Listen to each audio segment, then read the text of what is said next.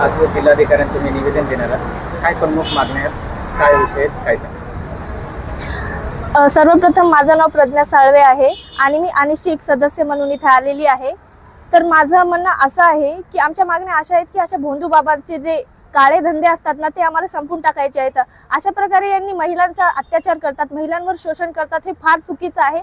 आणि माझ्या मते असं आहे की महिलांनीही अशा भोंदू बाबाच्या नादी, अशोक खराच्या नादी लागू नये आणि स्वतःचे आयुष्य आहे ना स्वतःचं ते संपू नये। त्यांच्या नादी लागून फक्त आपला नुकसान होणार आहे आणि आपल्याला कधी स्वर्ग प्राप्ती होणार नाही ना कोणतं आपल्याला त्यांनी गिफ्ट वगैरे देणार आहेत की तुझं भलं होईल, तुला चांगलं लेकरू होईल किंवा काही अशा प्रकारे असं काहीच नसते। अंधश्रद्धेला बळी पडू नये। श्रद्धा आणि अंधश्रद्धा यामधला फरक महिलेला कळायला पाहिजे, त्यांनी स्वतः समजून घ्यायला पाहिजे। समजुती आपल्या मनात, आपल्या डोक्यामध्ये दिमाग आहे ना, तर आपण विचार करायला पाहिजे ना की भोंदू बाबाच्या नादी लागायला पाहिजे। आणि चाकणकर बाई आहे ना महिला आयोगाची अध्यक्ष, तर त्यांनी फार चुकीचं केलंय, त्याला सपोर्ट करून तुम्ही सगळ्या महिलांच्या खिलाफ गेलेले आहेत।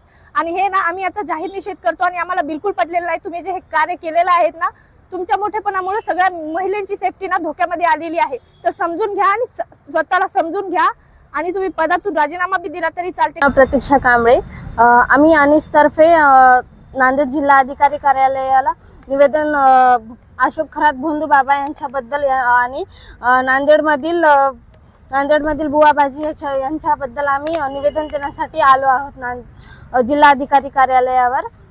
नांदेडमधील जे काही भोंदू बाबा आहेत, त्यांनी एका महिलेला 47 वर्ष महिलेला त्यांनी लग्नाचा आमिष दाखवून 4 वर्ष अत्याचार केलेले आहेत आणि त्यांच्याबद्दल पोलीस स्टेशननी अजूनही त्यांच्याबद्दल कारवाई केलेली नाही। कोणतीही त्यांनी कारवाई दाखल करून घेतलेली नाही आणि काहीच ॲक्शन घेतलेली नाही। त्याबद्दल आम्ही नांदेड कार्यालयावर निवेदन देण्यासाठी आलेलो आहोत।